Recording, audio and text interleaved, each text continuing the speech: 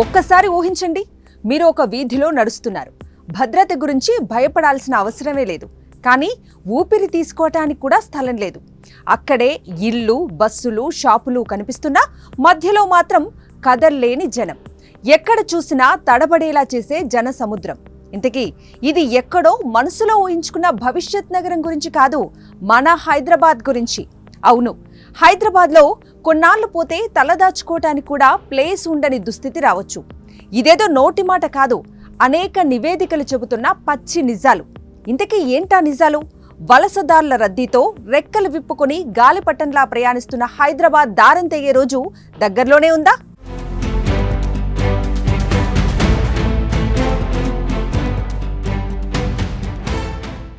హైదరాబాద్ అంటే ఒక మాయానగరం. ఇక్కడ అడుగు పెట్టగానే ఊహించని విశ్వం తెరుచుకుంటుంది. వందల ఏళ్ల చరిత్ర, భవనాలు, ఐటీ హబ్, అందమైన రోడ్లు, హైవేలు. కానీ ఇదంతా నాణానికి ఒకవైపు మాత్రమే. మరోవైపు చూస్తే మాత్రం ట్రాఫిక్ రద్దీ, పెరిగిన ఇంటి ధరలు తప్ప ఇంకేమీ కనిపించిన పరిస్థితులు. ఒక్క మాటలో చెప్పాలంటే ఇది నగరం కాదు, ఊపిరాడని జన సందోహం, ఒక మానవ మహాసముద్రం. పలు నివేదికల ప్రకారం 2025 ప్రారంభం నాటికి హైదరాబాద్ జనాభా 98 లక్షలు, అంటే సుమారుగా 1 కోటి మంది వేసుకోవచ్చు. ఇక 2031 నాటికి ఈ లెక్క 1,30,00,000 మందికి చేరుకోనుందని అంచనా.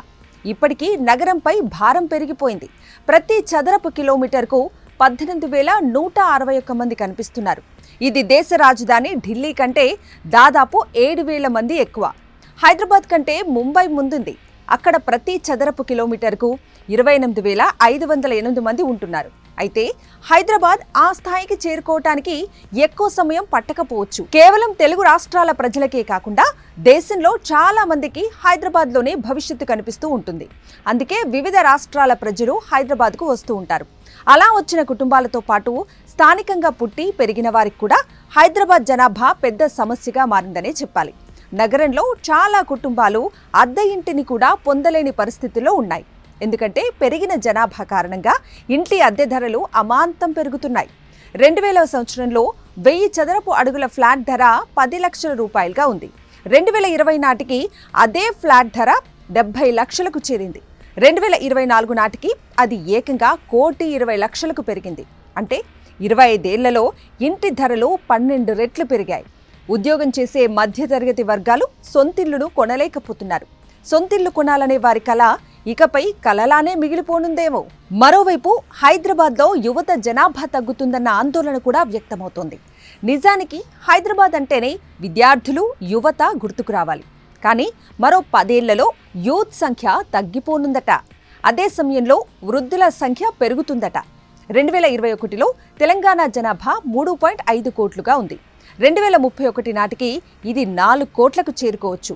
అందులో యువత జనాభా 25% తగ్గనుందని నివేదికలు చెబుతున్నాయి.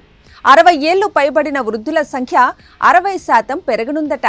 80 ఏళ్లు దాటిన వారి సంఖ్య కూడా 80% పెరిగే అవకాశాలు కనిపిస్తున్నాయి.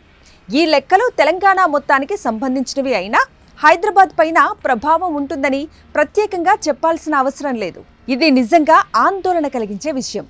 ఇప్పుడు టెక్ ఉద్యోగాల్లో రోజంతా కంప్యూటర్ల ముందు కూర్చునే వాళ్ళు మరికొన్నేళ్లలో హాస్పిటల్ బెడ్ కోసం ఎదురు చూడాల్సిన స్థితి వచ్చేలా ఉంది. మరోవైపు నగర అభివృద్ధి అద్భుతంగా సాగుతోంది. మెట్రో 69.2 కిలోమీటర్ల పొడవున, ఓఆర్ఆర్ 158 కిలోమీటర్ల మేర ఉంది. 10 కొత్త ఫ్లైఓవర్లు, ఐటీఐఆర్ ప్రాజెక్టులు వందల స్క్వేర్ కిలోమీటర్లకు విస్తరించి ఉన్నాయి. మియాపూర్ ఐసీబీటీ నిర్మాణంలో ఉంది. అయితే పెరుగుతున్న జనాభాను తట్టుకునేందుకు ఇవి నిజంగా సరిపోతాయా? రోజుకు 50 లక్షల మంది రోడ్లపైకి వస్తే ఓఆర్ఆర్ కూడా రద్దీతోనే నిండిపోవాల్సి ఉంటుంది. అటు 2031 నాటికి మెట్రో ప్రయాణికుల సంఖ్య 5 రెట్లు పెరిగే అవకాశాలు కనిపిస్తున్నాయి. ఇప్పటికీ ఆఫీస్ సమయాల్లో మెట్రోలో విపరీతమైన రద్దీ కనిపిస్తోంది. అటు నగరానికి వచ్చే జనాభా మాత్రం పెరుగుతూనే ఉంది. నిజానికి హైదరాబాద్ నగరం కేవలం భవనాల సమూహం కాదు, ఇది ఒక జీవన విధానం. ఇక్కడ గల్లీ నుంచి గగనతలాల వరకు ప్రతి ఒక్కరూ కొత్త కథలు సృష్టిస్తూ ఉంటారు. కానీ ఈ కథలు ఎటువైపు దారితీస్తున్నాయి? జనాభా ఒత్తిడితో హైదరాబాద్ అస్తవ్యస్తంగా మారిపోతుందా? ముంబై తర్వాత దేశంలోనే అత్యధిక జనసాంద్రత కలిగిన నగరంగా నిలవనుందా? ఈ ప్రశ్నలన్నింటికీ కాలమే సమాధానం చెప్పాలి. కానీ ఒక్కటి మాత్రం జరగటం ఖాయం.